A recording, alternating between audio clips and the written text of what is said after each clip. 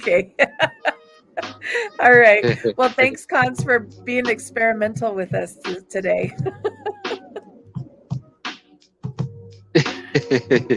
Yeah, no worries. And welcome everyone to the weekly wrap up on Friday, January 27th. Happy Friday, Cons. Yeah. How's it? Is there a delay? Yes, Yeah. Okay. we're good Is there? though. There's a delay on your end. I'm so sorry. It's really delayed on mine. Okay. There is. We'll just keep moving forward. We've got a legislative wrap up. And I wanted to explain a couple of things about what happened on Monday at the city council meeting because we had a really big night. It was a 7-hour public hearing evening, so we were in chambers until with community until after midnight because we were deliberating 4 bills and had 3 hearings about the Park Hill Golf Course. And so I just want to make sure and remind folks of some of the facts that this is a private golf course owned by a private company, the private property owner. It is not city owned. What the city has is what's called a conservation easement, which means we've placed a requirement on what can happen on that property. And the requirement in this easement is that it has to be a regulation 18-hole golf course. So the proposal that we had to grapple with was whether to adopt new plans that would allow future development on this property. And it's 155 acres. It's a lot. So the easement, which requires a golf course, has been in place since 1997. And the city paid for that, paid $2 million to put that easement on there. And it's operated as a golf course since that time. So the bills that we had before us, I voted yes on the rezoning. I voted yes to the development agreement. I voted no to the metro districts because I don't think they're required right now. And I voted yes to the ballot measure. So, what's that ballot measure? In 2021, voters approved Initiative 301, which requires the city to go to the voters if we are going to propose eliminating a conservation easement. 301 did not preserve the easement, it just required us to go to voters. So that's exactly what's happening. On April 4th, you'll see on the ballot a question asking the entire city of voters, should this easement be lifted? And if voters say no, then the conservation easement stays, no development occurs, and they have to bring back the golf course. If voters say yes, then the plans for housing and a park, the development agreement, and rezoning that we approved come into play. So nothing happens until the voters say yes or say no. So the voters still have to decide. So that is moving forward. So I just wanted to clear that up because a lot of folks thought we made the final decision and we don't, the voters do. So April 4th is going to be a big, important election.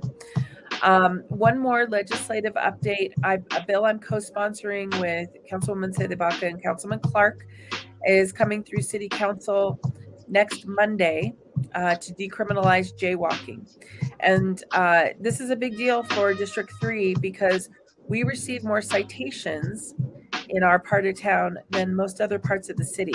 It follows that inverted L. So the west side, the north side of the city have received more citations for jaywalking than anywhere else.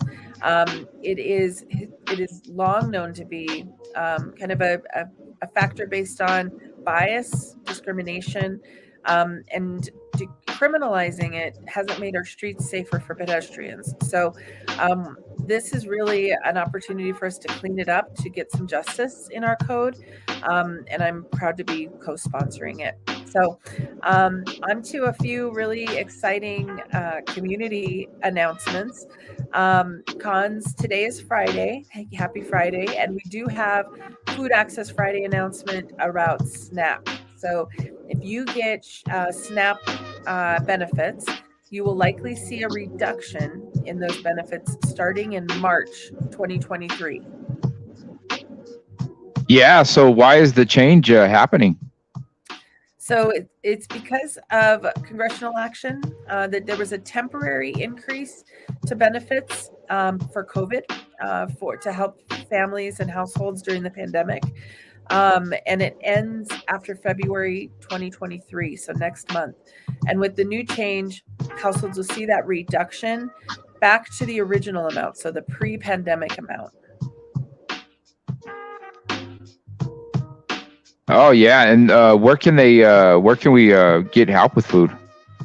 So, District 3 has had to do a lot of this assistance for a long time because we suffer from food in excess. So we've got a lot of issues in that area. So if you need help with food resources, we have a full list of them. We'll be sharing them in the comments and throughout social media, or just reach out to us and we can mail you a list. So what can we do to help our families through this change? So it's going to have a significant impact. One of the things that we can do is make sure that folks know where to go, that you know who to reach out to, because there are a lot of really wonderful food sources in District 3, Denver Inner City Parish, Servicios de la Raza, Denver Human Services, Revision, Kaizen Food Rescue. We have some really amazing champions in our community. That's awesome. Yeah, thank you. So February is Black History Month, and next Friday, February 3rd, Museo de las Americas is celebrating Afro-Latinx identity. That sounds fun. What are they going to be doing over there? So along with their current exhibit, they're going to be offering free dance lessons with Samba Colorado. So if you want to go, wear clothes you can move around in. Oh yeah, that sounds fun. That's going to be a good time. Always. Everybody right? Shaking, moving, having fun. And then our last announcement, this is one we look forward to every year, and it's the Lunar New Year celebration. It is both Year of the Rabbit and Year of the Cat. Last week we talked about Lunar New Year's at the Far East Center, and just want to remind folks there are still celebrations this weekend.